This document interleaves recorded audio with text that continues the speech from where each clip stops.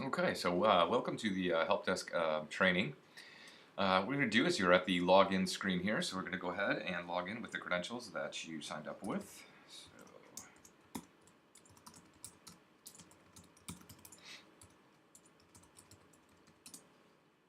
Okay, and you're going to be taken to your dashboard, which is basically going to display all the open tickets once any tickets begin to filter in. So let's take a peek at some of the settings here. So under your account, you'll see that you will be the master admin, which you can update your password, the name of the help desk, your name, email, whether you want to receive all ticket status emails. That's completely up to you, and then of course all your just other basic phone and address information. I'll then go into admin settings here. Okay, now on this screen here, this is all taken from other config file, which is the path is located right here.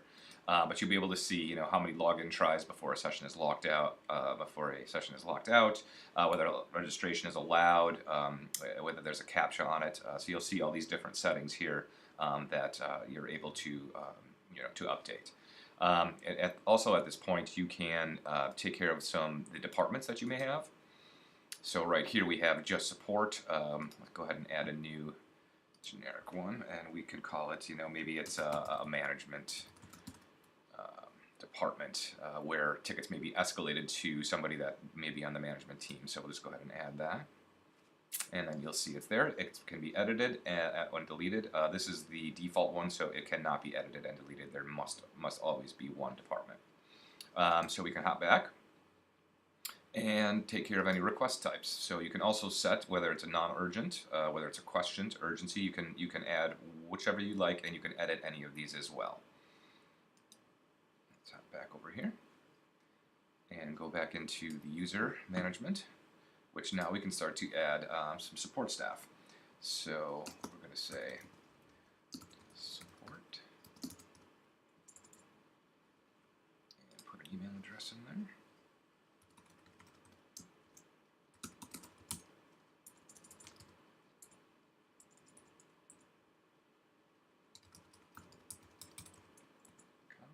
And we'll just put 1, 2, 3, 4, 5, 6 for this one. And which level you'd like to put them at. So right there, we'll keep them at support staff. We have a product in there, so you can also assign these particular users to a specific product. If you do not, they will not show up, so we can click on test product because that's the only one we have in. And again, you can fill out some basic information about that user here if you choose to. So we'll go ahead and add them. All right, now we have both of them in here. So right now we're at in a pending state. So what we're going to do is go back in here, and if you just want to instantly approve them, we can leave this off. If you want to lock the user from editing thing, you can do that as well. So we are good here. Okay. So we can remove users, edit users, add users, all from right here. Okay. So that's the screen that we're on. Now there are canned responses that can also be set up. So we can add one here. You'll be able to choose the product that it's used for. So we'll have a test product. We'll call it, my first, there we go. And then some response. Maybe it's, someone will be with you within 12 hours. And we'll go ahead and save that. Okay. And you can continue to add those here by just clicking response. Now we can also go to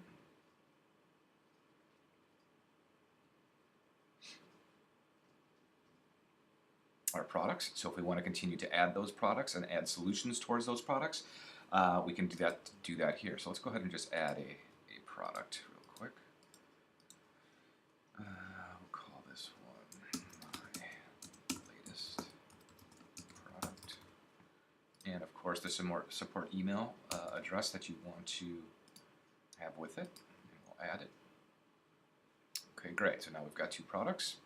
And we can also add some solutions. Now the solutions are really what's going to populate your knowledge base. So you can choose which product you'd like to do that for. So let's just pick the one that I just created, and we'll say my solution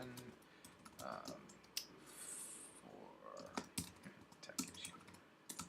Okay, and then of course the solution is here, so it would be my the description, and we'll go. Oops, spelled that. Okay.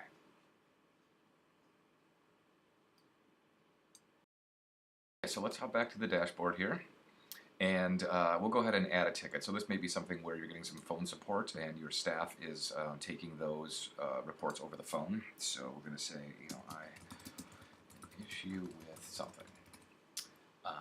Okay, and we have the name, of course, the email, where it's coming from. So this would be, let's call him Joe User, and his email address may be joe@user.com. And of course, you can have your support however you'd like to handle that. Take phone numbers, assign it to whichever. If it's something that needs to be escalated, maybe it goes to the management. You can also then assign it to which product, and assign an urgency, whether it's just a question. If it's urgent, we'll select urgent on this, and then of course the details of the ticket. So I have a problem with supplements, and we'll open that ticket. Okay, so now Joe User will be emailed and let him know that there is a ticket in his queue that he'll need to handle. So once Joe logs in, he will only see the tickets that are assigned to him. So we can go ahead and take a look at that. Okay, so right here we have a replies. So he can set. So we have an active, we have a closed, and it's also going to be deleted from here as well. It'll always record the date and who is responding, and of course that responder's email, the department that he's located in, and what that request was set at. So we also can, definitely put in a solution here. So we will say, have looked at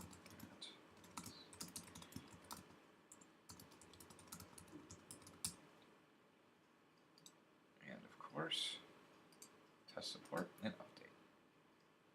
Okay, so now everything is updated. Let's take a look at it on the dashboard. Okay, so let's take a look at the ticket. You can solve that issue right here by putting a solution right into the solution area. So that way, if anybody else has an issue with this, it can be researched and looked at. And also reply from here. So we will reply.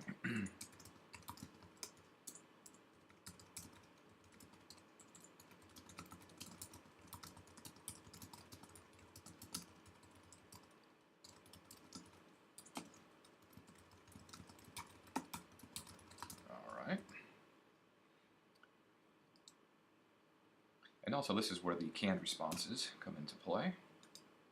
So you'll see it's on a test product, my first can, and you can insert that right in there. Someone will be with you in 12 hours, so maybe we could do it that way. And then we'll hit reply. So that will dispatch an email out to this person that has submitted this for them to reply back and take care of whatever state the ticket is in. And we also have a filtering system right here to make it a little bit easier for, in case this becomes very populated, to just filter by these different areas here, as you can see.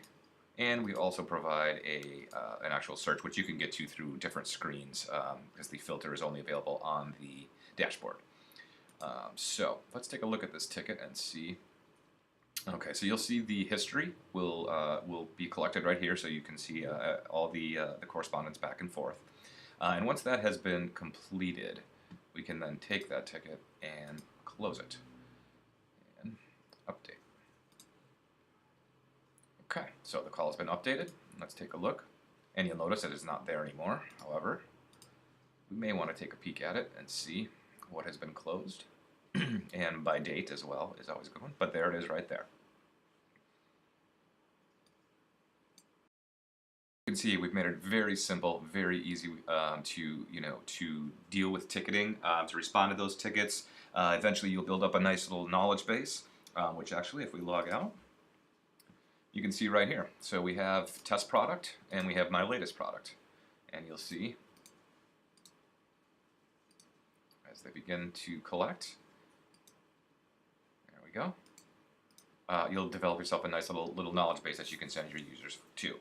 So the next portion I will do in the second video is a little bit more technical, and it's about the email piping. So what that allows is for an email to be sent to a specific email address and have a ticket automatically created that way, rather than having to, to come here to register and enter a ticket through the system. They can simply do it through email. So check out the next video to learn how to do that.